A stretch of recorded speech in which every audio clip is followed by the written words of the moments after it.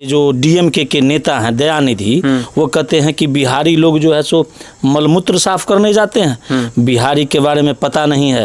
एक बिहारी 100 पर भारी है। पिछले वर्ष भी आईएएस में पूरे भारत में टॉप बिहार का ही लड़का हुआ था। जिस तरीके से बिहार और यूपी को टारगेट किया गया है, हिंदी भाषी क्षेत्र वाले को, कि जो लोग बिहार और यूपी के तमिलनाडु जाते हैं वहाँ सिर्फ शौचालय साफ करने और कूड़ा कचरा साफ करने जाते हैं। पिछले वर्ष भी आईएएस में पूरे भारत में टॉप बिहार का ही लड़का हुआ था। हाँ। तो आप जान सकते हैं कि बिहार में कितना टैलेंट है। हाँ। ये जो ठगबंधन और इंडिया गठबंधन करके नीतीश कुमार देश में अपना चेहरा चमकाना चाहते हैं, और उन्हीं के गठबंधन में ये जो डीएमके के नेता हैं दयानिधि, वो कहते हैं कि बिहारी लोग जो है सो मलमूत्र साफ करने जाते हैं। बिहारी के बारे में पता नहीं है।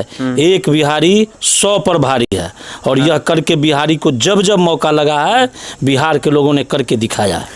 तेजस्वी जी ने कहा है कि इस तरह के बयान से बचना चाहिए, बस इतना ही कह के वो रह गए। बिहार की अगर बात हो तो सभी लोगों को मिलकर आज जिस तरह से तेजस्वी जी ने कहकर कट के निकल गया कि इस तरह की बयान है, उनको ठोस कदम उठाना चाहिए था। क्योंकि पहले वो बिहारी हैं, उसके बाद किसी दल के नेता और किसी जात के नेता हो सकते हैं, लेकिन बिहारी पहले हैं, तब बिहार की अस्मिता बचे। लेकिन भारतीय जनता पार्टी ने अपना स्टैंड क्लियर कर दिया है। कल हमारे प्रदेश अध्यक्ष ने भी कहा है कि अगर माफी नहीं मांगता है तो इसके विरोध में जन आंदोलन। लोग चुप बैठने वाले नहीं है, कार्रवाई तो होगा उस पर, क्योंकि उन्होंने पूरे बिहारियों के स्वाभिमान को ठेस पहुंचाया है और यूपी वालों को।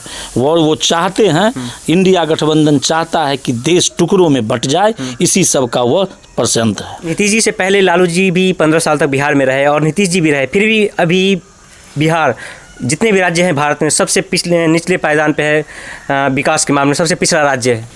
नीतीश जी जब भारतीय जनता पार्टी के साथ थे तो बिहार में विकास भी हो रहा था, शांति व्यवस्था भी थी, सुशासन भी चल रहा था। हाँ। लेकिन जैसे ही हम लोग सत्ता से अलग हुए हैं, हाँ, चारा चोर की तरफ से उन्होंने पार्टी का गठबंधन किया है, जिन पे करोड़ों अरबों का घोटाला है, बाप बेटा सहित पे, और उसके साथ गठबंधन बना के सरकार चला रहे हैं। तो आप सोच ही सकते हैं कि वो सरकार कैसी होगी। हाँ। और आप देख भी रहे हैं कि बिहार में रोज हत्या, बलात्कार, अपराध बढ़ गया है। शिक्षा मंत्री रामायण की प्रतिलिपि जलाने की बात करते हैं, फाड़ देने की बात करते हैं, इसलिए कि हमारे जो यहाँ के मुख्यमंत्री हैं संवेदनशील नहीं है, कि अगर रहते तो उसी समय चंद्रशेखर जी को शिक्षा मंत्री से हटा जाना चाहिए। जो शिक्षा मंत्री है उसको चौपाई का ज्ञान नहीं है कि उसमें क्या कहा गया है। उसमें कहीं पे ऐसा रामायण में नहीं कहा गया है कि शूद्र जो है उसको तारन के हारी है। शूद्र उसमें रामायण में कहा गया है।